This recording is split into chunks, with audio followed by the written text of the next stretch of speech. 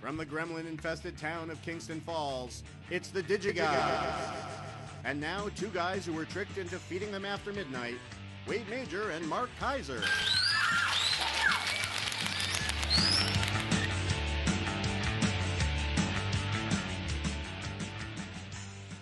Always love a good Gremlins reference. Corey, to whom do we owe that? That was sent in by Isaiah Frias. I'm pretty sure that's a dish I ordered at the tapas place the other day. I didn't know that Corey ate tapas. I love tapas. I can't think of tapas now without thinking of La La Land. Actually, I can't think of anything without thinking of La La Land most of the time. There's a great tapas place in Santa Monica. Is there? Yeah, it's Really? Bar Pincho. You Pinxto. You're just pulling that off the tapas of your head. Yeah, I'm gonna miss those jokes. I know. So Mark, we only have you for 2 more shows today. That's and, true. And next week. That's it. Well, yes. As a True.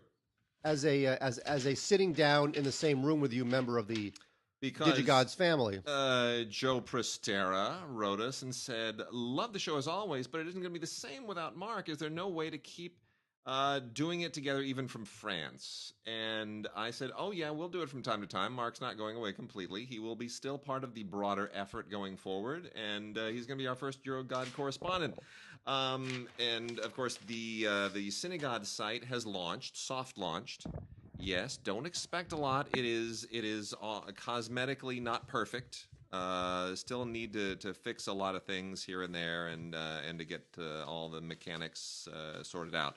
But please let us know what you think and what you don't like. We need to know what you don't like. gods@digigods.com. There is also going to be a gods@cinegods.com email address, which will eventually supersede Gods@DigiGods. You can always send something to Gods@DigiGods, but we want to move everything over to CineGods formally. So for now, gods@digigods.com. Take a look at cinegods.com. Tell us what you think. Go over to the CineGods Facebook page, please, and like it and follow it, because eventually every post on the CineGods site and all of the DigiGods podcasts will be rolling up on the CineGods site. So we're also going to keep the DigiGods group, which will be a separate thing. That's still an invitation-only group of people who listen to the show and longtime listeners, and it's a community. And that community will continue to exist and continue to thrive. And we really want to keep that going, because you guys are our base. And we appreciate that, and you've been so loyal all these years, and we so deeply appreciate that. But we're kind of trying to expand this, and there's some posts already up on the CineGods site. More will follow, but we're trying to work out the kinks and the aesthetics and all of that right now. So a lot of things will be happening over the next couple of weeks. And Mark will be posting things from France. It'll be very exciting. It's a big transition time. I know. Yeah, Synagogue launching. Yeah. Mark off to. Well, okay. I just want to clarify something. Yes. So, I am going in 2 weeks. I'm going to New York. Yes. For 2 weeks. For 2 weeks. Because I have a bat mitzvah to attend. Yes. I was hoping to go from Los Angeles directly to Paris. Yes. But I have to go to a bat mitzvah, so I will do that first. And then from the bat mitzvah, maybe end of October, I will then go to Paris. Okay. And very excited because first of all, I have somebody perfect to rent my condo. All worked out. Very all worked happy. Out. Also, stroke of good luck. Yes. I will be living now. I cannot live in the same apartment as my girlfriend because she lives with her mother, right, and also her daughter. So there's a 5-year-old, a 39-year-old, and a 60-something in the same tiny apartment. Okay. However, that sounds like a good time, actually. Yeah. That sounds like Ford's company on that. I'm not staying there. However, seriously, do that. Write it up as a pilot. Sell it. Sitcom gold. Done. Call John Ritter. Okay. Oh, too soon. So, but we got lucky because there actually is an empty unit in her building. Her small little French Parisian building. There's a guy who has not lived there for 3 years. In fact, when my girlfriend went to check the place out and the real estate agent opened up the door The door to that place had not been opened in 3 years. Wow. And she sent me pictures that made it look like the place was empty, and a little run down, but nice. Yeah. She said in person the place is disgusting. So let me tell you something. Yes. This is where I will be living for about 3 months. Okay. Now it could be longer. Yeah. Because I believe that I can go to France for 90 days on my passport. I can drive to Switzerland, fly to New York for a slice of pizza, and then return to France, and that resets the 90-day clock. Okay. But whether it's 3 months or 6 months, whatever it's going to be, this is my living condition. Are you ready? Ready. So the shower. Yeah. No ventilation in the shower. Right. It's a very old shower. Okay. So it's got it's got the handle. You hold it in your hand, and Sure. which I hate. Sure. Now, newer French showers, you can actually simulate it. You can simulate an American shower because the rod goes all the way up, and you can move the nozzle, the hand nozzle up until it kind of simulates an American shower. Yes. This shower, it's too old. Doesn't have that. Okay. So I will be holding a nozzle in my hand and spraying water on myself for the next 3 to 6 months. And get this, even better. Are you ready for the piece de resistance? Ready. The bathroom, the toilet. Yes. Not in the unit. Yes. So there is a toilet. Now it is private to private to that unit. I have to open the front door to my unit, take 3 steps in the cold winter French hallway into a private toilet. Sweet. It's really horrible. Best thing. And then get this. So I said this is gonna be a long show. So I have so much to do before I go. Well, then we got a whole. Yes, carry on. So I said to my I said, so how much is this place? It's about 680 euros, which is about whatever, maybe figure $800 a month. $800. So I go, are you shitting me? First of all, the place is disgusting. No, it's 3 years worth of dust and dirt. Yes. The shower has no ventilation. The toilet is outside the unit, and you want to charge me $800 a month? You're out of your mind. Yeah. So I said to her, I said to my girlfriend, I go, look, you've got to get medieval on them, because you've got to get American. You've got to say, are you shitting me? Try again. Right? So she gets it down from 680 euros to 550. Well, that's not bad. This is a significant savings. Yeah. Get this, gets better. Yeah. Because I cannot rent an apartment in France because I don't have a permit. I'm not a citizen. I'm nothing. Right. Sure. She can. Sure. However, yeah, she's unemployed. Which means that she can apply and what? I know what you. No, go on. I know what you're going to say. Go on. Go ahead. And she can get 190 euros a month of government assistance to live there, which of course would then go to me. Yeah. So it could be that I'm spending 550 euros a month to live in this place. Yes. At least. Yes. Or at the most, let's say, at the most. Yeah. With the possibility of 190 euros knocked off that because she gets government assistance because the unit has to be in her name. Yep. So if I'm literally living in France for $450, $500 a month, it'll be about $500 a month. I will maximize that crap. I will live there every possible day I can because, come on, it's cheaper than living here. It's $500 a month. Yes. That's amazing. Look, the apartment I lived in Marseille, which I was very fond of, but the apartment in Marseille was, it had to be at least 100 years old. Probably more. Brick floor that had not been changed since it was built. Second story, right? Like everything else in those buildings, you kind of walk up a spiral staircase. And fortunately, it was not on the 9th floor. This was not that big of a building. So it was, second floor, 2 floors. And had a lovely garden I would never go out into. The glass panes were so old because glass is a liquid. You know that, right? Yes, it's considered a liquid. Yes. It's a very, very thick liquid that takes a long time to flow, but glass is a liquid. So the panes were so old that you look at them and they were thicker. Noticeably, they were probably about 1/4 of an inch thick on the bottom and maybe 1/8 of an inch thick, if that, at the top. So if you tapped it at the top, it would shatter. It was so thin. The glass was so thin because it had all flowed. I mean, this was glass that had not been changed in 100 and some years, and which meant the place got incredibly cold as well because there was no insulation. And the brick floor was horribly cold, and we couldn't figure out actually how to get the furnace going because it was some 1951 furnace contraption. So we used to leave the oven open to heat the place, which is you're not supposed to do. No, you're not. And then you fall asleep with the oven on? Yeah. But it had a bidet, which do you have a bidet in this place? It's a regular toilet. Bidets are awesome. You know what the best thing you can do with a bidet? I don't know if your place has all the amenities that ours did, but for entertainment, using a bidet to drown mice, awesome. God, I hope there's no rats or spiders or cockroaches in this place. Not that we tried to drown them. We thought we'd watch the mice swim. We thought we'd be, because mice can swim, but like Battle of the Network mice. Yeah, kind of. Have a whole like Olympic competition. Yeah. And by the way, she sent me photos. Look, of this I was place. in my 20s. Give me a break. She sent me photos of this place, and I said, "This place looks okay, except for the shower and the toilet. It looks fine." But then she said, "No, you weren't in it." I mean, the walls were white. There was nothing in it. It was empty and white. It looked fine to me in photos. And she said, "No, it's disgusting." And I said, "You know what? They got to clean it up. You got to clean that up. They got to clean up the bathroom. The mattress is, I guess, it is worse than any Times Square in the 1980s whorehouse mattress, right? So they got to get rid of the mattress. And burn it. Yeah. What are they going to do with it? Whatever they do with mattresses in France, do it twice because the thing is disgusting. And so she's, to her credit, my girlfriend's credit, she's stepping up to the plate on that. That's great. Yeah. Anyway, so to make a short story long, I'm going. I'll be in France by the end of October. Very exciting. I have somebody to rent my place looks like she's perfect. I'm going to live in my girlfriend's building, which is great. I want you to do 3 things for me. Eat. Okay. I want you to do 3 things for me. Actually, 4 things. Send me a picture of yourself eating a pain au chocolat at Poilâne.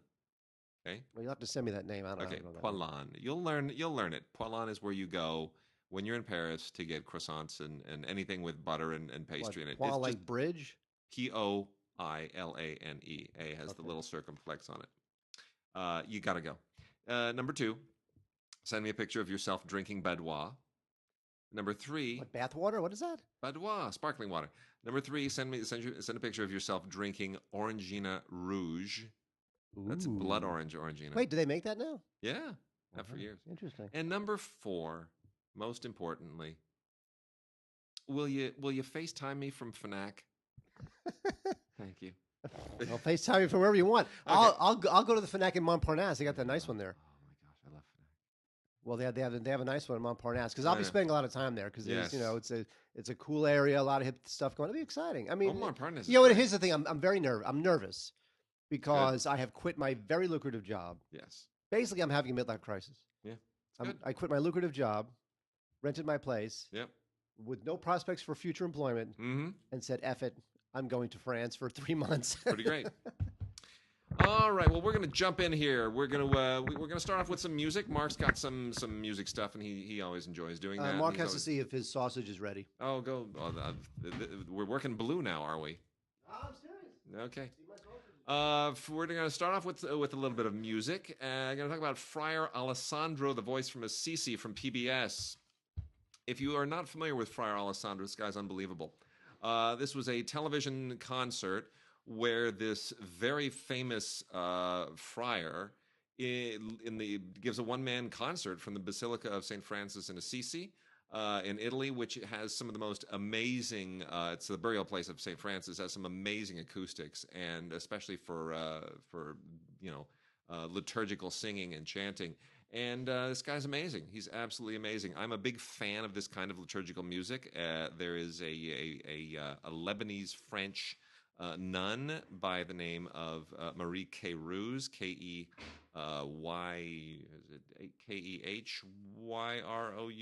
I believe it is, who is just amazing. She does Byzantine chant, which is extraordinary. And Friar Alessandro, kind of in the same ballpark. He here is accompanied by the orchestra of Camera de Perugia and the choir of the Basilica and a children's choir, which is it's a beautiful concert. If you like this kind of stuff, you'll be so inspired. It's absolutely wonderful. And that is from PBS. How's your sausage? You want water, don't you? Yeah, sure. But you know what? Don't worry about me and water. Just hit us with some stones. Hit me with your best shot. With some stones and stuff. Stones. Let me tell you something, folks. This is at the Fonda. Now, the Fonda Theater in California is a really, really cool place to see a show. It's not that big. I've been there once or twice. It's not that big. I did not go to this, but it's This is the Peter Fonda Theater. Huh? The Peter Fonda Theater? It's just called the Fonda Theater. No. It's the Henry Fonda Theater. Oh, okay. It's whatever theater. Okay. It's not Exactly. Okay. Anyway, so the band performed the entire Sticky Fingers album, and we all love the Sticky Fingers album. So many great songs from that, Wild Horses and When the Whip Comes Down, blah, blah, blah. So if you love the Stones, and this is from 2015, I would have loved to. You know what? It's funny. I would have killed to attend this. In fact, I would have killed to even know this was happening. Because I've gotten to the age now, like when you're younger, you know all the artists who are in town touring. Oh my God, XYZ's in town. Oh my God, I can't believe they're in town. I just read about it. I'm at the age now where I don't know who's in town. Things just happen and I don't know what's going on. I know. I'm too busy with life. I know. So if I had known the Stones were at the Fonda Theater, I would have jumped at it. In fact, when I'm in New York, I will not be able to do this. It'll be too expensive. But for the 2 weeks I'm in New York, it's going to be during Bruce Springsteen's run on Broadway. Have you heard this, Wade? Yeah. Springsteen has a multi-month run on Broadway Great. in a theater that seats less than 1,000 people. That's pretty great.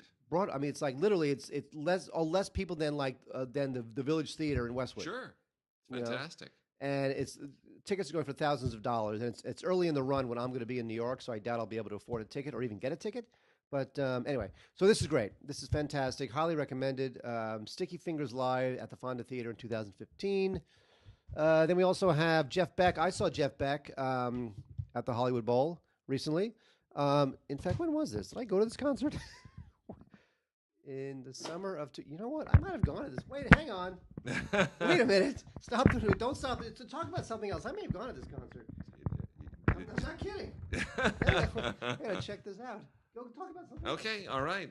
Well, I'm Mark, not kidding. I'm going to research this, and I'm going to see whether I actually showed up to this goddamn concert. Because I went to go see Jeff Beck and Buddy Guy at the Hollywood Bowl last summer, and this is what this is.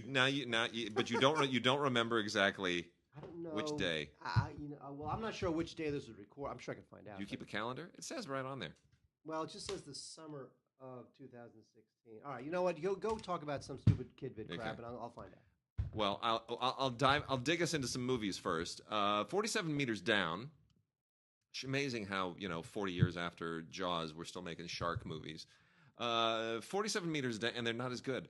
47 Meters Down is a shark movie that was originally going to be released as In the Deep. This is a fascinating thing.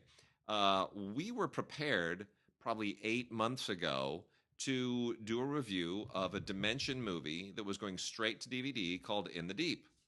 And it was, shark movie, and literally it was set aside. It was logged. It was ready to go. It was set there for us to cover on the show, and we get an email that says, "Okay, it's not being released. It's been pulled from release. It has Byron Allen has acquired it for theatrical release." And Byron Allen, of course, runs Entertainment Studios. And remember, they were in the bidding for Birth of a Nation, which wound up not doing much. And I'm sure they're glad they didn't pay out the nose for it. I know. But in any case, they did acquire 47 Meters Down, which was originally 47 Meters Down. Name was changed to In the Deep by Dimension for home release. And then when Byron Allen picked it up for theatrical, they changed it back to 47 Meters Down, to the original title. So, two movies are the same, and it is now being released because it had a theatrical release, not just as a straight-to-video DVD, but as a Blu-ray DVD and digital HD ultraviolet combo. And how is the movie? Is it worth all the drama that I just led into? Sort of, kind of. I mean, it's, compared to other shark movies, like what was the Rennie Harlan one from a couple of years ago? Oh, I like that one. Yeah. That's the one where Sam Jackson gets eaten suddenly. Yeah. It's Deep Blue Sea or something? The Deep Blue Sea, that's it. I actually think this is better. I think this is, it's smaller, it's more contained. And the idea that you have, it's not just sharks going after people. The idea is you got Mandy Moore and Claire Holt. Yeah, she's like a new. She's on the like originals. It girl kind of. Yeah. It girl So Mandy Moore and Claire Holt play sisters, and they are on a diving expedition, and they wind up being trapped and surrounded by sharks at the same time. So there's, they're in one of those cages, those shark cages, and and that makes the whole thing much more interesting. It's a little more claustrophobic. It's kind of like Wait Until Dark, right? It's like one of those old claustrophobic you're trapped, you're Audrey Hepburn and you're blind, and Alan Arkin's trying to kill you, kind of And they thing. open the Except in this case, refrigerator. it's Audrey Hepburn and her sister, and they're underwater, and Alan Arkin is a bunch of sharks. That's basically what you got going on. So it's well done. It's really well put together. It works particularly well in a home environment, and I would recommend 47 Meters Down. Much to my surprise, it finds a new angle on the shark thing. Well, Mark, are you still researching your? I am. Okay. I went on August 10th. You went on August 10th. Okay, I went on August 10th. Okay. I'm going to find out when this thing was recorded. I mean, it was probably recorded over the a couple of days when I wasn't the same show. But let me see. I'm very excited. I'm eating sausage and very excited. Okay, I'll keep going. Churchill with Brian Cox. Oh my goodness. The Untold Story of D-Day. So this is a Blu-ray from E1 and Cohen. It comes in a very nice slip cover. They're really making a big deal out of this. They throw a Peter Travers quote on the front of this: "A must-see." I can't really endorse this. So Churchill is all in the news again. He is both front and center and in the background of a lot of movies, whether it's Their Finest or Dunkirk. Or this, and then Darkest Hour with Gary Oldman playing Churchill coming up soon, or John Lithgow on The Crown. We're getting a lot of Churchill lately. So here's the thing: Brian Cox plays Churchill without all the makeup that Gary Oldman has on, that is just so stunning. Does a respectable job of mastering the physical characteristics of Churchill, of giving us a non-makeup-y Churchill. I appreciate that. Certainly has the bearing and the demeanor of Churchill. However, nothing about this movie is even remotely historically accurate. It is patently ridiculous. The whole point of this movie is they're planning D-Day, and Churchill keeps meddling with the generals and contradicting the generals, and he's afraid too many people are going to die. And Churchill comes off like some kind of, he wants to lead the men.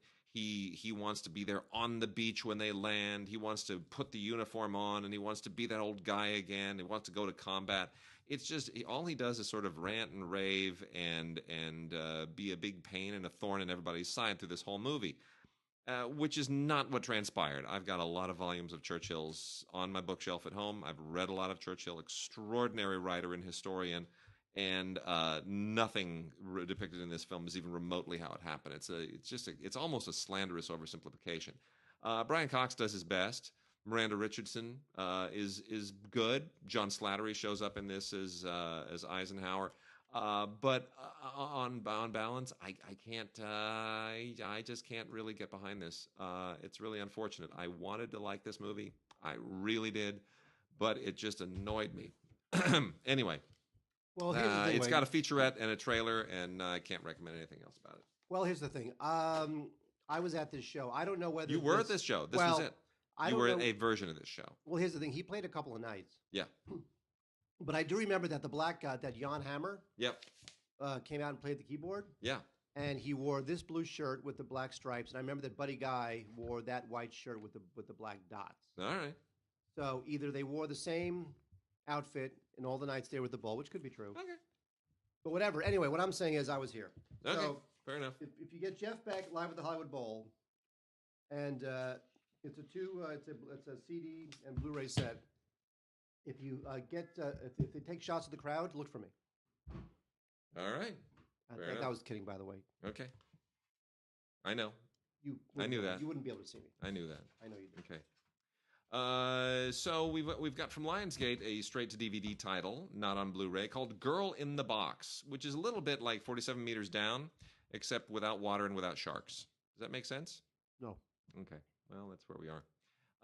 Anyway, it's no. This is it takes place in 1977, presumably based on a true story of Colleen Stan, who was a young student who, at 20 years of age, was kidnapped and held for 7 years inside a box that was that you could barely move in. And it's a really, really twisted and very, very disturbing story. And if the real story, it's a true story? Yeah. So it's basically Room, even more constricted. Yeah. Let me put it this way. It doesn't necessarily make for an enjoyable movie. It's a really difficult story to absorb. And but I mean, it's twisted. There's some stuff. I won't get into all the twisted stuff. You can imagine who would kidnap a 20-year-old girl and stick her in a box for 7 years. You can imagine what that entails. It's very disturbing. It's not as good as I wanted it to be, and maybe Room has taken a lot of the air out of the room for this kind of a film. But it's worth checking out. I mean, it's at least worth a rental, I would say. Actually, it's a triple feature: Room, Girl in the Box, and Boxing Helena. Yeah, and you could probably also throw that Ryan Reynolds thing in there. That's right, Buried, whatever it's called. Yeah. And then also there's a thriller on Blu-ray, a Blu-ray and DVD combo pack by a director named Stephen Fingleton, who I'd like to see more from. These things tend to kind of disappear. This is from Shout Factory and IFC Midnight. It's called Survivalist, and or The Survivalist, I guess is the actual title. Anyway, this is kind of cool. Martin McCann is a guy who is it's kind of a Western set in a dystopian future, a little bit like The Road, right? It's got kind of the same similar vibe to The Road. So it's post-apocalyptic dystopian. Society's all just dwindled back kind of to a very frontier kind of a sensibility. And Martin McCann is trying to hang on to his little piece of whatever is left in the world. And of course, this is like every man for himself. Everybody's fighting for the scraps.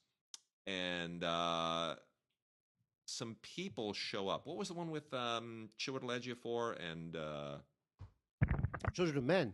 No. Chiwetel Ejiofor, more recently, where Chiwetel Ejiofor wanders into the valley and meets... what's her name? Star Wars? No. And oh, gosh, this is going to kill me now. Stop recording. Okay, I'll anyway. I will look it up for you. Look it up. Chiwetel Ejiofor and what's his name? The new Kirk and... Oh, I saw that. Yeah. What was that thing called? The Valley with the 3 people in the valley? Yeah, it's got the woman in it. And yeah. They're all fighting over the woman. Yeah. Anyway, it feels a little bit like that too. So anyway, Z for Zachariah. That's it, Z for Zachariah. Gosh, worst title ever. So hard to remember. So Martin McCann, trying to hang on to his little scrap of post-apocalyptic homestead. And then there is a human connection. Let's just say, there's a human connection. People show up, and it's got a similar Z for Zachariah kind of a vibe going on, and it gets very interesting. It gets very interesting. It's paranoid, it's constrained, it's claustrophobic, and yet it feels very, very vibrant. Stephen Fingleton's never made a movie before. Good director. I really want to see more stuff from him, and hopefully not so genre, but this is actually quite a well-done film. So worth checking out. The Survivalist on Blu-ray and DVD from IFC Midnight and Shout Factory. Worth checking out. And Mark has one more bit of music he will do in a moment. He's gone back into the kitchen. It's unbelievable. Got a 4K this week. Not a big week for 4K, but got one. It's called Warm Bodies, with the worst tagline ever: Cold Body, Warm Heart.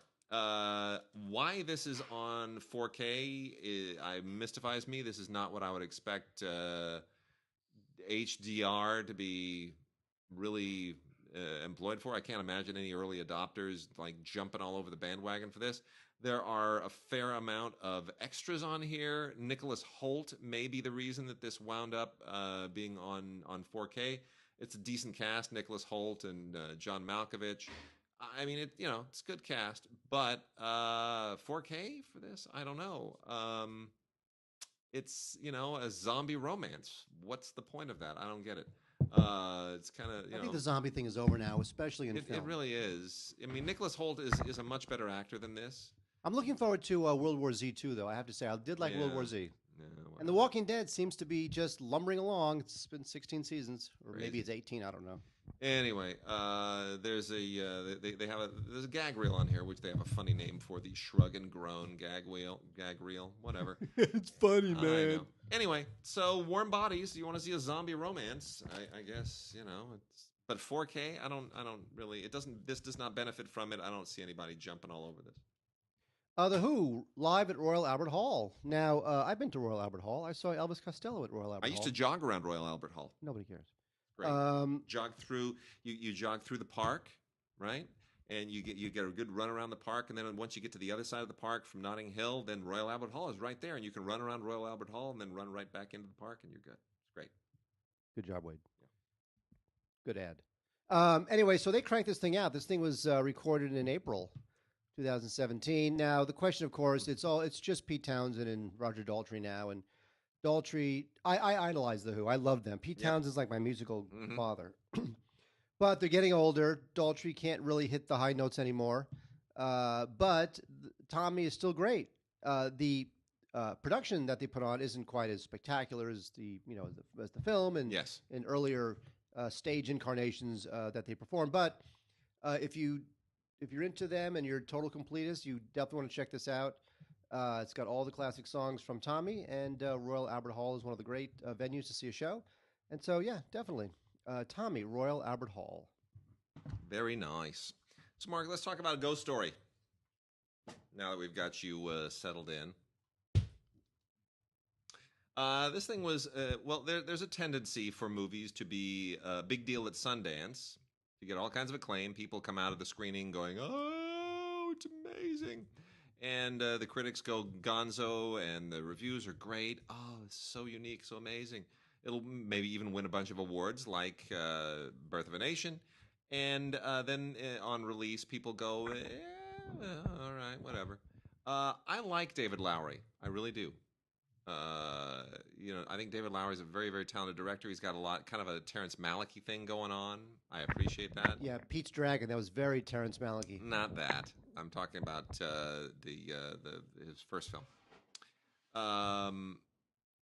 But Ain't Them Body Saints. Ain't Them Body Saints. Thank you. I was going to say Guide to, but it's the other saint. Yes, Ain't Them Body Saints. I really like that. I thought it was very, very sharp. Casey Affleck, terrific in that movie. He reunites with Casey Affleck here for A Ghost Story, which really kind of took Sundance by storm. Maybe my expectations were pumped up, but I don't know. What do you have any great feelings? Didn't see it. Okay. Oh, I thought you did. Seriously? No, I thought you did. Didn't see it. Oh my gosh. Wade, here's the thing, Wade. I thought you did. Part of the reason why I am getting the hell out of Dodge, yeah, is because in my job I have to be at work at 5 a.m. Yeah. And get this, starting on Monday. When's your last day? My last day is Friday. So if this post, when is this post on Tuesday? Yeah. So it will be 3 more days of my job. Oh my word! So you only have 5 more days. Right. So that last day is gonna be like the last day of school when you're in 3rd grade, right? So I go to my boss's office. My boss says, "So Mark, you just got an email. We're gonna a bunch of us are gonna take you to lunch." Mm-hmm. And I said, "Don't do that. I just want to say goodbye to some people and slip out the back door, and that's the end of it." He goes, "Well, it's too late. We've already sent out the invite." Yeah. So I go down. I talk to somebody else, another bigwig who I'm friendly with at the office, and I said, "Are you guys really taking me to lunch? Come on. Nobody cares. Just let me go. I'm just a cog of the machine. It's fine. I get it. Whatever, Mark. He's funny, but now he's gone. In 3 weeks, I'll be forgotten." And he says, "Well, at first they wanted to throw you a party. Okay. But I talked them down to just a lunch." And I said, "Thank you." Whether you did that because you know that's what I would want, or whether you did that because you knew that I am not worthy of a party, either way, thank you for making sure I don't get a party. So anyway, point being, the last week I'm at the office, I have to be at work at 4:30 in the morning because I do a show that airs on E. I produce it. It's called Daily Pop. Yep. It is weekdays at noon East Coast time, which means 9 a.m. Pacific time. And so that has to be produced. Okay. We have 2 hours of live programming. So we have to be, my last week at the office, I have to be in at 4:30 in the morning, which oddly enough is a little convenient. Mm-hmm. Because when you need your afternoons to arrange your moving and your finances and getting the hell out of town, it kind of helps to get off work at 1 in the afternoon. Yes, it does. Now, of course, you're very tired. Yeah. And you're not that productive, but it does help. I don't know how we got into that. How did we get into that? I don't know. I don't know. Well, because you didn't see Ghost Story, so you didn't have time. Oh, but so the thing is that because I have to be at work so early, I can't see 7:30 screenings. I'm sleeping. Yeah, all right. Well, a ghost story. Basically, here's the drill. So it's a good idea. Casey Affleck, Rooney Mara, they're a couple, but the romance is gone. Something horrible has happened. I won't tell you exactly what because that's the whole point of the thing.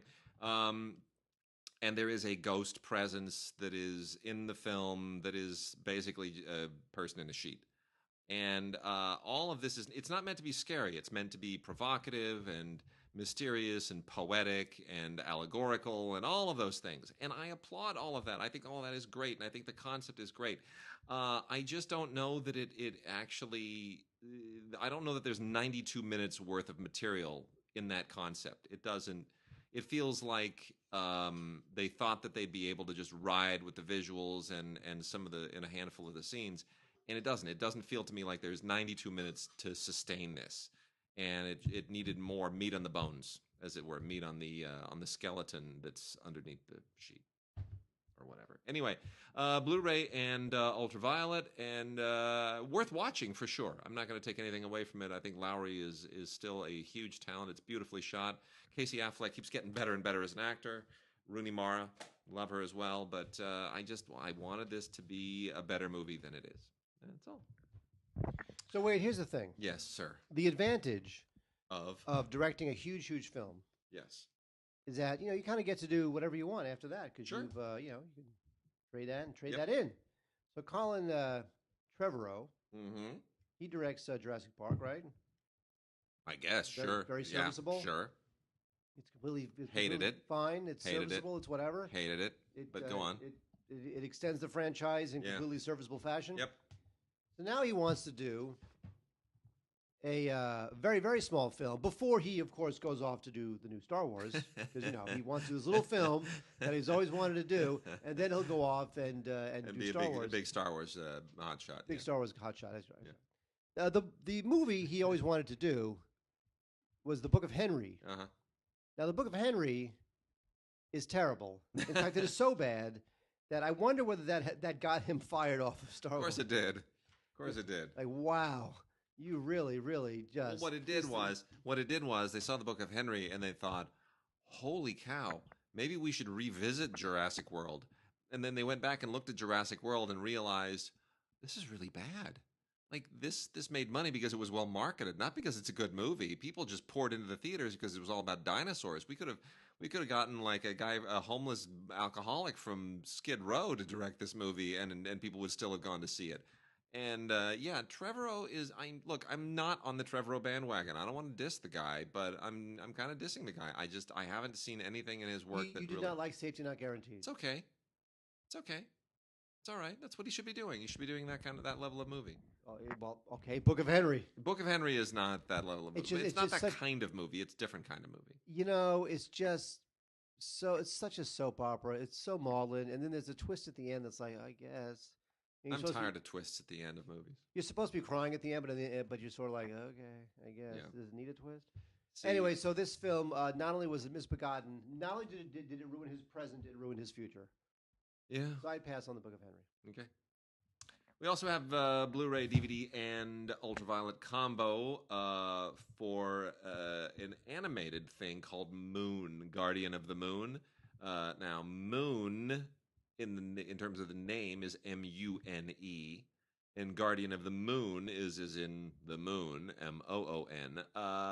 It's a little bit of a weird title. When you say it, it doesn't look so cool either. It's got some really, really good voice work in it. It's the reason that I'm loath to completely discredit it. Rob Lowe, Patton Oswalt can do no wrong by me. The guy just makes me laugh endlessly. Jeff Dunham I can do without as a ventriloquist guy, but as a voice talent he's perfectly fine. Even Ed Helms, who I don't particularly like. But the story is kind of a bit forced. It's one of these 3D CG animation things where you think, if this wasn't 3D CG animation, if you had to sit down and do 2D animation to tell this story and take 3 years to draw every single frame, would it be worth it? And the answer is no. And I think that for CG animation has become so easy to do, and they can whip these things out so quickly that I think they don't really give second thought to whether the story is worth it anymore. And in this case, it's kind of, Mune, M-U-N-E, is this little creature in the galaxy who is supposed to guard the moon, and then there's from this race of guardians, and then there's like a renegade who decides to go all Darth Vader on them, and then it gets ridiculous. They're we're going to steal the sun, and then oh no, stop it! It's just nothing here really works. It doesn't make sense. They don't really recreate the mythical world very well, and the little moon guy looks too much like something from Avatar. So I can't. I mean, maybe your kids will enjoy it, but mine will never get to see it. And then before we jump into television in a really big gnarly way, we're going to talk just for a moment about Queen of the Desert. And Mark, did you see Queen of the Desert? Priscilla, Queen of the Desert? No, just Queen of the Desert. I did not. You see this? I did not. Oh dear. Okay, this is such a monstrous disappointment. So Werner here, I was very excited. Do you know who Gertrude Bell was? I do not. Okay, Gertrude Bell was the sort of female Lawrence of Arabia. In many respects, she was more influential from a diplomatic standpoint during the First World War than Lawrence was. Lawrence was a military figure. Lawrence was a guy who won battles and waged the war in the desert. All the diplomatic wrangling that took place at the same time against the Ottomans took place at the behest of Gertrude Bell, who was an extraordinary woman. I have 2 biographies of Gertrude Bell. I've read them both. Gertrude Bell is an amazing figure in history, truly extraordinary. And she interacted with Lawrence on many occasions. And it's a great story. You read those bios and you just go, this has got to be a movie. Finally, they announce a movie. Oh my gosh, Gertrude Bell movie. Yes, do it. Who's going to direct it? Werner Herzog. OMG. Werner Herzog is going to do Gertrude Bell. Are you kidding me? What? That's the best thing I've ever heard. Who's going to play Gertrude Bell? Nicole Kidman? What? Yeah. Okay. All right, sure. All right. I'll go with that. I can think of others who'd be better, but I guess. She's a little old and she's not English, but she's Nicole Kidman. Fine. Okay, I'm on board. Werner Herzog. He's not going to screw that up. Who's writing it? Werner Herzog. I'm not sure how I feel about that. I like Werner as a director, not so much as a writer, but I'm still on board. Finally saw the movie, not on board. It's so not right. It's so wrong in every way. It's not a Werner Herzog film. It's not really a Nicole Kidman film. James Franco is in this thing for some unknown reason to give it some kind of a romance angle, which it didn't need at all, which isn't even real. It's completely fabricated. That's stupid. And then, Robert Pattinson plays Lawrence. He's okay. He's not great, not quite right. Could have done better. Massive missed opportunity. And now it's done. No one's going to be able to do another Gertrude Bell biopic. Done. It's finished. Yeah, because there needs to be multiple Gertrude Bell biopics. Well, there should be a good one, but it's done. They ruined it. You need to do one yourself. Anyway, Blu-ray DVD combo pack. I'm very, very upset and disappointed. This should have been a better movie. I'm really, really bummed. Queen of the Desert with Nicole Kidman, Robert Pattinson, and pointless James Franco. I'm so disappointed. But I will say this: lovely Jordanian locations. They did a good job shooting in the Middle East. A lot of places where I have actually been. I recognize places where they shot. No, you didn't. Yes, I did. Oh, gee, there's dust there. I was there too. I saw the same dust. You'll see. I mean, it's they're Wait, archaeological. You're being shameless. I am. Shameless season 7. This thing just keeps going. Somebody's watching this thing. It's a lot going on in this season. We love the only thing with the show is that it keeps William H. Macy from doing more films, and that's a bad thing because I love William H. Macy. However, it does keep Emmy Rossum naked, and I'm on board with that. The show this season anyway, William H. Macy, he's got a homeless shelter, and he gets kicked out of his own homeless shelter, and then he finds out that someone on the show, I won't tell you, has terminal brain damage, and Emmy Rossum's doing her thing. So what is this? Wait, there you go. Thank you. Anyway, so Shameless, I don't know what to say. Look, some of these episodes were directed by John Wells, of course. John Wells is John Wells. You all know John Wells. He's a director. He's a very good director, and he keeps getting shafted with movies. It's sad because he's a very good writer and director. Well, he wrote a couple of these episodes, I believe, at least one or two of season 7. So If you love Shameless, you don't need me to tell you to check out the Shameless Season 7 Blu-ray. If you've never watched Shameless, don't start here. Start with Season 1. All right. Thank you. Very nice. There's a couple of featurettes, but, who cares? I got some British-y stuff. Fortitude, the complete second season. Have you seen Fortitude? Have you even heard of this? I saw Fivitude, the sequel. Yeah, that's great. Thank you. Bad jokes are my domain, man. Yes. That's the deal. No, this is actually I have not even heard of this show. It kind of came out of the blue, but Fortitude is quite interesting. And it's now in its second season, and hopefully going further. This is from Sky Atlantic, and very interesting kind of a genre thing. It's like a parasitic virus drama. It's not like Walking Dead. It's not It's not like a zombie thing, but it is very much kind of an apocalyptic or edge of apocalyptic drama set in this Arctic town called Fortitude, and it gets increasingly more genre-y as it goes along, and you wonder when is it going to sort of, I mean, it's a horror show, but it's still more of a little bit of a serialized soap opera at the same time. I like it. I think I like it quite a bit. Parminder Nagra and Dennis Quaid are terrific in this thing. Ken Stott, Richard Dormer, Sophie Grabel, or Grabel. Grobel. Something. She's got all. She's Norwegian or something. Has all those little accents and things that change the letters and the vowels. Who is the McDonald's character who used to go grobble, grobble, grobble, grobble? Oh, that's the Hamburglar. That's it, Hamburglar. That's her name. Yeah. The Tunnel, Sabotage, the complete second season. This is from PBS. This is a UK show. Really very, very good. Good primarily because it's just got an amazing cast, and Stephen Delane is one of my all-time favorite actors. Has never really, really gotten the credit he deserves. Did you ever see him in Welcome to Sarajevo? Back in the day. I know it was 20 years ago, but he should have clicked after that. Stephen Delane should have gone on to be like the next Humpy Dunk Cooper Whittle. John Stevens? That guy. I love Cooper John Stevens. No. Favorite. Bumpy Stump. Bumpy Stump Cribble Snatch. So we have Cooper John Stevens and Bumpy Stump Cribble Snatch. Benedict Cumberbatch. Wow. Oh, that guy. Yeah. What happened to him? He's Doctor Who. Oh, he's Doctor Who? Or not Doctor Who. He's Doctor Strange. Yeah. Oh, Doctor Who, Doctor Strange. Same thing. He might as well be Doctor Who. Well, he's been Doctor Who, hasn't he? I don't know. Benedict Cumberbatch. That stupid show. He was. Maybe he wasn't.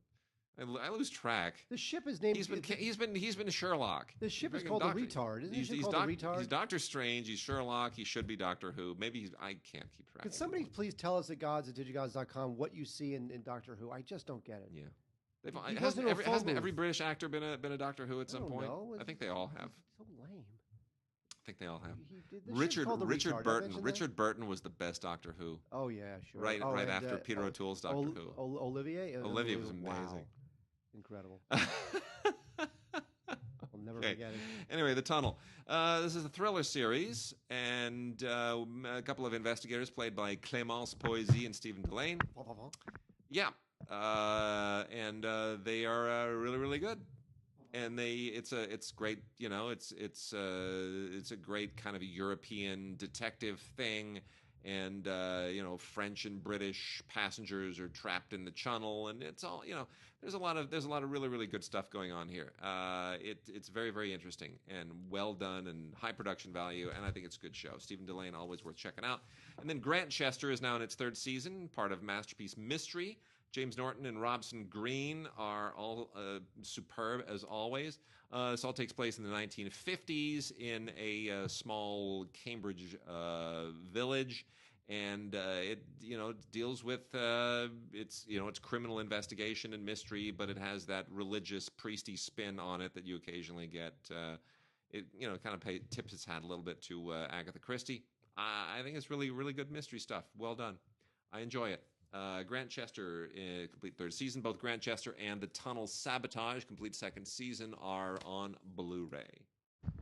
Wade Longmire has had a long and circuitous and confusing history.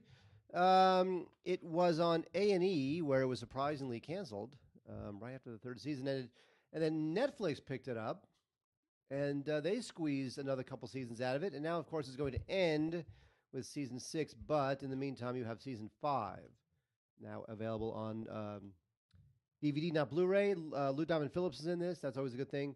Katie Sackhoff is in this. If you love your Battlestar Galactica, things based on a series of novels that I never read, and I can't say I've ever seen the show. I do love westerns, but I'm not that much of a fan of contemporary westerns. I like the westerns in the 1900s. You know, the Gunfight at OK Corral, the Wyatt Earp type westerns. Right. So, but people love the show. It's got a cult following. So, and it's ending soon. So, if you love your Longmire, season 5 now on DVD. And then we have Channel Zero, season 1. Wade, what do you now? Here's the thing: when you look at this, cover art, yes, does this man look like he's covered in Post-its? It looks like he's covered in Tic Tacs. Post-its, sure. Yeah, it looks like he's covered in something. Whatever. What the heck is that? What is? Well, Channel Zero. No, hang on a second. Channel Zero. He looks like he's covered in chiclets. It's a He looks like he's covered in chiclets. Actually, or maybe like some kind of small spearmint gum. Anyway, Channel Zero, it's this horror anthology series, and this thing, I don't know who's ever seen this thing. It's on Sci-Fi. I've never seen it. It's really under the radar. This season, Candle Cove has a bunch of okay people in it that I've really never heard of. Fiona Shaw would be the biggest name, I guess.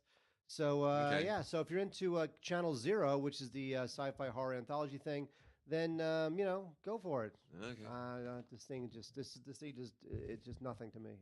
Never heard of it, never seen it. All right. Under the radar, not marketed.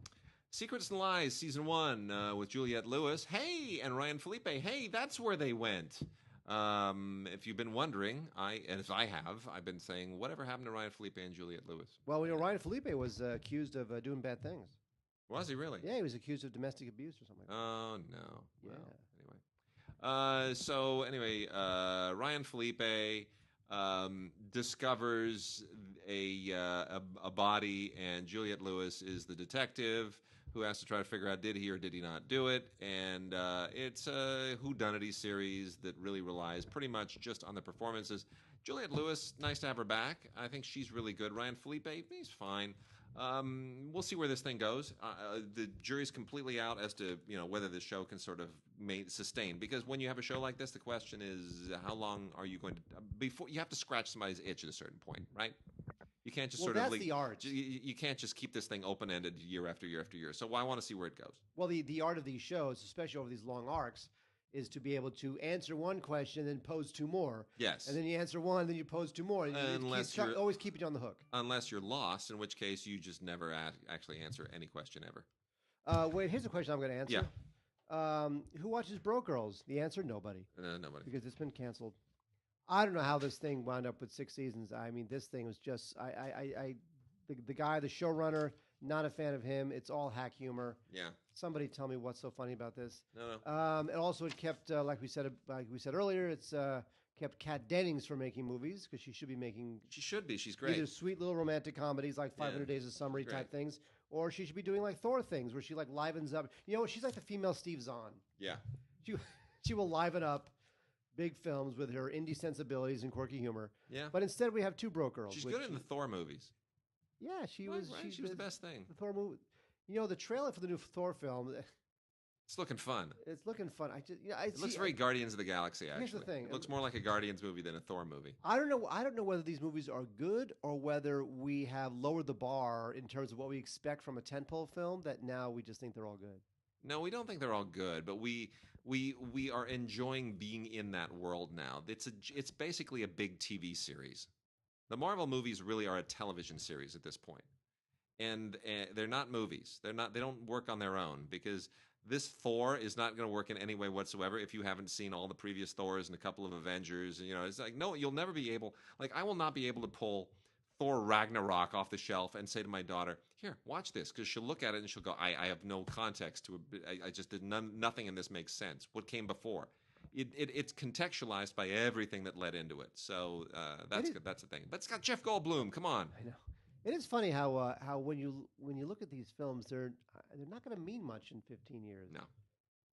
Because No. they're all part of this gigantic machine, and every part just seems like each little part doesn't seem as important as the whole. Right. You know, probably that was me.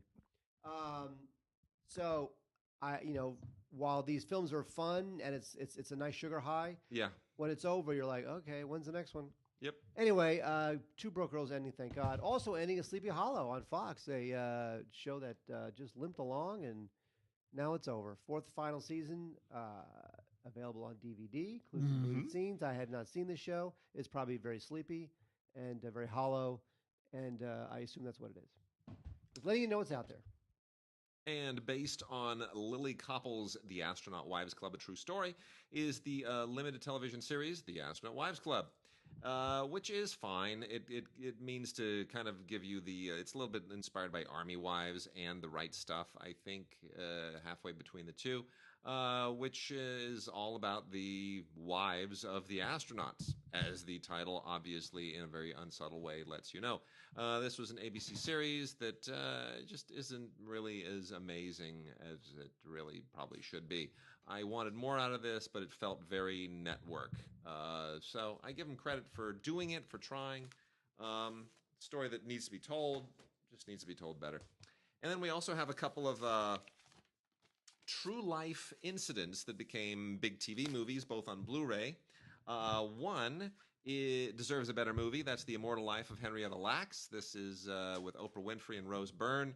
If you don't know the story of Henrietta Lacks was was a black woman whose cells after her death have become a key source of finding all kinds of remedies for cancer, and the immortal cells of Henrietta Lacks are legendary in medical circles. I'm not going to be the science guy and try to explain it all to you, because I only barely understand why her cells are amazing. But it's almost like an X-woman kind of a thing. She has these like superhero cells that have been just magical. And it's really extraordinary. The story here is a little bit less amazing. This is based on a book, which is the book of the same name, The Immortal Life of Henrietta Lacks. And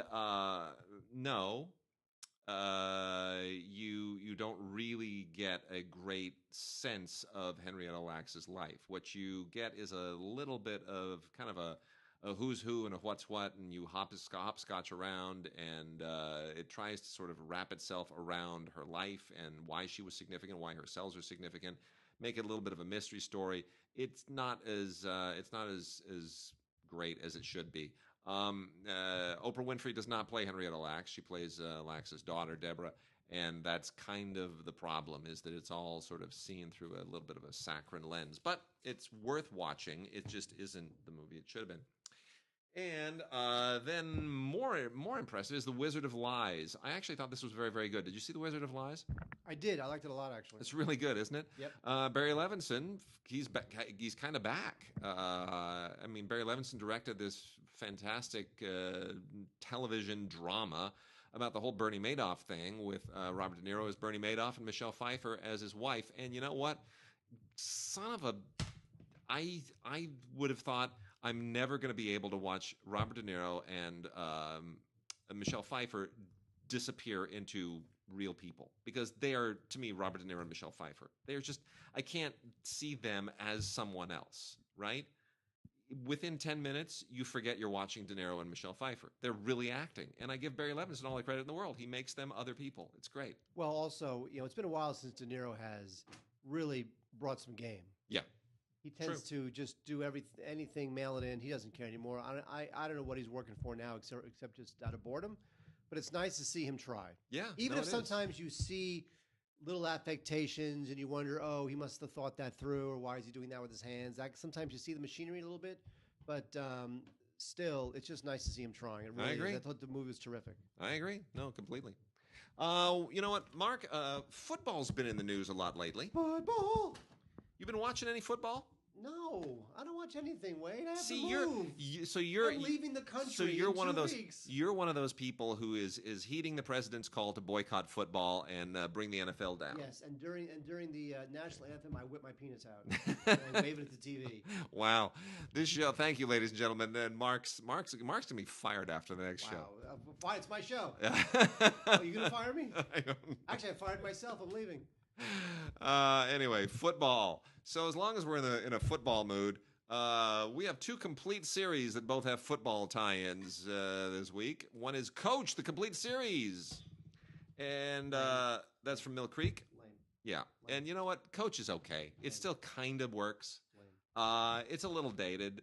But Craig T. Nelson is still fun, and the cast is good, and I'm a little nostalgic about it. Jerry Van Dyke, Shelley Fabares, these are good people. This is a good cast, and I don't know if you want to have the whole series on hand.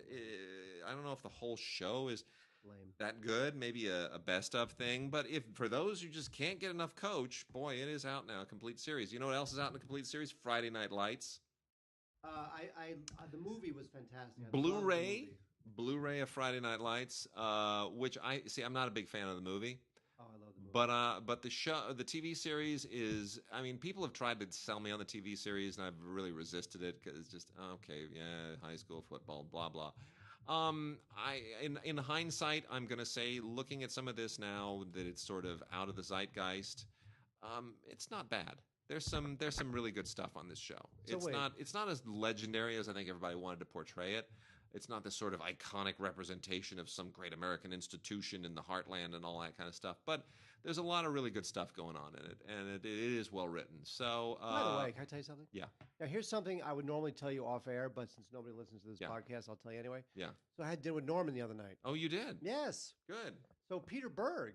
Yes. Interested in his book. Good. It's been floating around forever, right? Mm-hmm. And he said that Peter Berg interested. Now, Peter's got something else he's got to do, which takes him out of commission for a year. Yeah. After which he could be thinking of something else, 800,000 other projects he wants to do. Right. But right now, he's like, yeah, Peter Berg. All right. Interested. Right on. I think Sean Penn was on board. Yep. That thing's had Julia Roberts was going to play his mother. Yep. That thing has had a circuitous, torturous, difficult journey to the screen, and it has not ended yet. In fact, it has barely even started. Well, we know how long it takes things to happen. Yes, that's true. And he had a New York Times #1 bestseller. Yeah. And it takes a long time for it to happen. Yep. Crazy for the Storm. Correct. Yeah. Terrific book. Well, highly recommended. It will be made into a film, but please buy the Norman book. is responsible for us meeting, by the way. We should point that out. That's true. Norman was Norman Olstead, film school colleague of mine. Met him first day of film school, first class. And we wound up being the 2 guys who made movies about homeless people in that first class. And we went on to work on each other's movies. And I was first AD on Norman's Project 2, and you were a producer. No, what happened was, what was that, Joshua's Fire? Oh, no, it was his, yeah, maybe it was. It was Joshua's Fire. Was that the one that shot on Main Street? Remember we shot those scenes in Venice and Santa Monica? No, that was that feature. No. That was Malibu Eyes. That shot in Malibu in his beach house. Yeah. But Zach starred in the film, right? Yes. In his Project 2. Yeah. So I knew Zach. Yes. Because Zach and I went to high school together. Yeah. So Zach says to me, "Hey Mark, I'm starring in this Project 2 for this UCLA guy. Why don't you come down, meet somebody, shake some hands, make yourself useful?" So I go down there and I meet Wade and our friend Sean Jones. And you ran the other way. You're like, these people are crazy. Yeah. So, and Norman, of course. So Norman, Sean, and Wade I met because my high school friend Zach said, "I'm starring in a Project 2 at UCLA. Come down to the set and make yourself useful." And then now 20, 30, whatever it was years later, we're all friends. It's fantastic. It's a Except good story. Except Wade's a jerk. Except everything Mark just told you is a complete lie. It's a lie. What That's not happened was... and then we also have a couple of things from the new Watch Around the Clock boxed set release line from Mill Creek, which is this is the whole gimmick on this is 24 hours of shows, movies, cartoons, and commercials in a single box set of DVD. So you are literally reliving a full broadcast day from the golden age of television. It's a time capsule, a full day. Commercials? including commercials. That's a great idea. This takes you right back, and you get to pretend that it's 1958 or whatever on television, and you just and it's a full day. You just Let me see that. it's fantastic. Great It's idea. a great idea, and it's fun, right? Fun idea. See, So how long is each? watch around the clock. Oh, it says relive a day in the life from television's golden age with Yes. 24-hour lineup. So I guess each. So part, disc 1 is morning, mornings. This is how it works. Disc 1 is morning. Disc 2 is afternoon. Disc 3 is evening, and disc 4 is late night. So I guess. And it's fantastic. Each disc, I guess, is 6 hours, right? Yeah. Huh. It's fantastic. It's actually a lot of fun. I didn't spend a whole day with this, but with either of them. But it's actually great. You got, If it literally simulates watching the same channel for 24 straight hours, Yeah. is genius. it is genius. It's absolutely fantastic. I mean, it's just incredibly fun stuff on here. You know, Mill Creek has licensed a lot of classic television product. You know, they've gotten Johnny Carson stuff and Dragnet and the Dick Van Dyke Show and, you know, the Lucy Show. I mean, all this stuff is there. And they've got some movies as well that they have rights to. And they just basically looked at all this stuff and said, let's just slap it all together. And let's just give people some Groucho and some Lucy and some, you know, whatever it is, and classic old movies and commercials. And they threw it all together in a really smart way. And it's a lot of fun. So you should check it out. We got 2 of them here, and one of them in color, one of them in black and white, but they're absolutely great. They're just absolutely great. Really, really fun. It's called Watch Around the Clock and Watch Around the Clock in color. Really fun. I hope they do more of these. I really do. I hope this thing takes off. This is a lot of fun. And then quickly, we got a couple of... Got to start wrapping this up in a moment. We have a couple of... classic comedy bits here. A lot of Carol Burnett show releases because most people aren't going to want to get everything. So this is the 50th anniversary edition of the Best of the Carol Burnett Show. And this might be all that most people want. This will keep you laughing endlessly. This is 16 episodes plucked from the 11 seasons of the show. And it's just some of the best stuff. Mrs. Wiggins and Eunice and on and on and on. Great guest stars. Steve and Edie and Ella Fitzgerald, Rock Hudson, Rita Hayworth. It's just terrific. A lot of great bonus features. This could be just enough for most people. 16 episodes, pretty great, and some of the funniest stuff ever. And then we also have Rowan and Martin's Laugh In, the complete first season. They've released this as a complete boxed set, which is pretty unwieldy for some people, but if you want to just start buying the individual seasons and kind of, you know, take it as it comes, this is 14 episodes on 4 DVDs, and still very, very, very funny, despite many of my reservations about what this meant for Star Trek at the time. But yeah, it's great. Did you watch Star Trek Discovery? I have not. I just read what... I saw 5 minutes. It was terrible. I read what Corey wrote, which is hysterical. Although did you read what Corey wrote? I did. There's a twist at the end that I thought was kind of cool. But Corey said it works a lot better if you pretend that it takes place 100 years after Voyager and not 8 years before Star Trek, the original series. And if you pretend that Sarek is Spock's long-lost great-grandson and not his estranged father. And if you just cancel your CBS All-Access subscription. Oh, I thought that was funny. Corey, shouting out to you. You're a good man. Let's see. We got the Sun. Now the Sun. Oh, is yeah. It's not the big ball in the sky. This is SON. This is the Pierce Brosnan show. That's on AMC. Got picked up for a second season. I'm Nice. surprised about that. So it's based on a book about this oil baron guy lives in Texas, and it's nice to see. You know what? It's nice. Eat your to microphone a little bit more, please. Sorry, hang on. Yeah. You know what? This little tripod thing is not being nice to me today. So I'll just hold the mic. Anyway, so it's nice to see Pierce Brosnan do something.